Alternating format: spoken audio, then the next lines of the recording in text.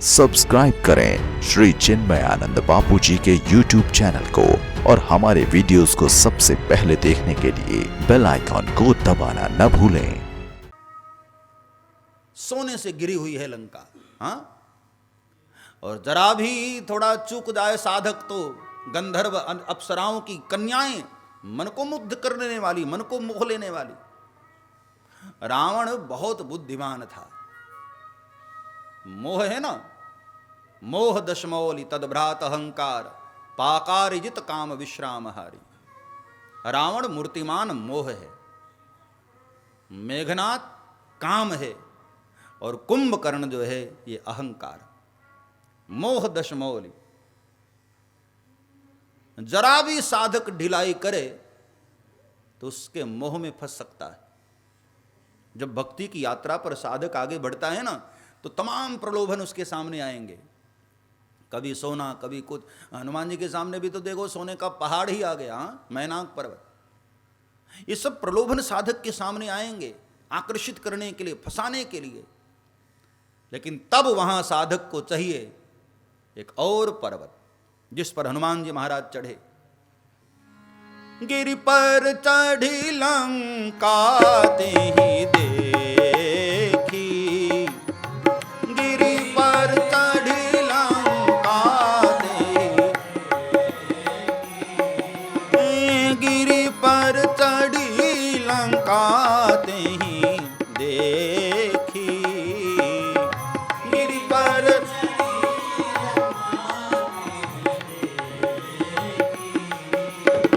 कहीं न जाई अति दुर्ग विषेखी, कहीं न जाई।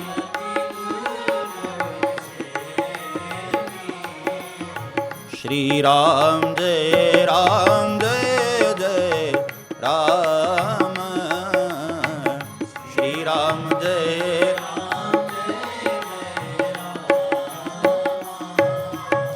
हनुमान जी महाराज छलांग लगाकर एक पर्वत पर चढ़े। ध्यान देना, यह है वैराग्य का पर्वत।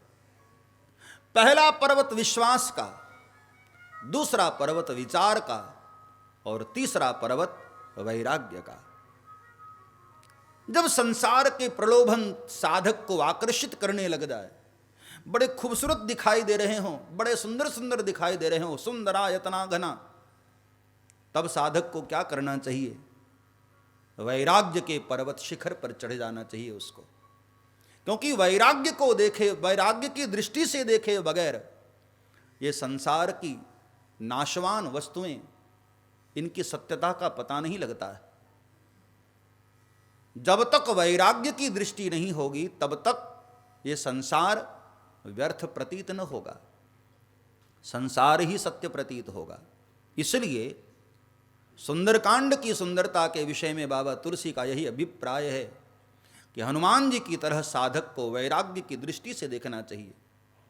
राग की दृष्टि से देखा होता ना, तब तो लंका नगरी में फंस गए होते बाबा। क्योंकि रावण ने व्यवस्था ही ऐसी कर रखी थी। नर नाग सुर गंधर्व कन्या रूप मुनि मन, बड़े बड़े मुनियों को भी मोह लेने वाली वो कन्याएं, वो सुंदरियां। लेकिन हनुमान जी बुद्धिमताम वरिष्ठम, हनुमान जी जानते हैं कि रावण बड़ा बुद्धिमान है, बड़ा चालाक है।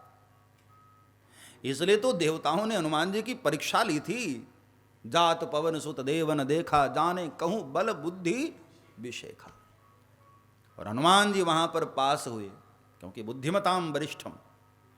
हनुमान जी ने सोचा कि ये सब आकर्षण करे, आकर्षित करे, उसके पहले जरा मैं वैराग्य के शिखर पर चढ़ जाऊं। और जब साधक वैराग्य के शिखर पर चढ़ जाता है, तब उसको संसार की तुच्छता दिखाई देती है, संसार की व्यर्थता दिखाई देती है। संसार नाशवान है इस बात का उसको भान होने लगता है। यद दृष्टम तद विनष्टम। वेदांत का सूत्र है कि संसार में हमको जो भी दिखाई देता है, जहां तक दिखाई देता है, एक दिन वो सब विनष्ट होने वाला है, सब नष्ट होने वाला, सब नाशवान है। सत हरि भजन जगत सब सपना, केवल ब्रह्म सत्य है। ब्रह्म सत्यम जगन मिथ्या। जो जो भी चीजें तुम्हें दिखाई दे रही है ना, वो सब नष्ट होने वाली चीजें हैं, सब एक दिन नष्ट होगी। कोई कायम यहां रहने की चीज नहीं है। लेकिन ये दृष्टि तब होगी जब वैराग्य के शिखर पर चढ़ो। लक्ष्मण जी ने भगवान को पूछा ना कि महाराज जी ये वैराग्य क्या है, किसको कहते हैं वैराग्य? कहिय तात सोई परम विरागी, कहिय तात सोई,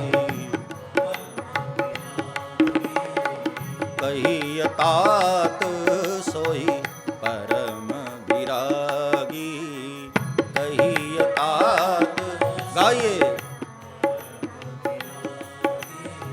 तृण सम सीधी तीन गुण त्यागी, तृण सम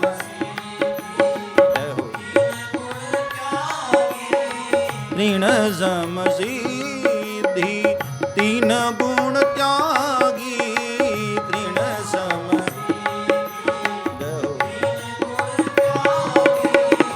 कहिय तात सोई परम विरागी, कहिय।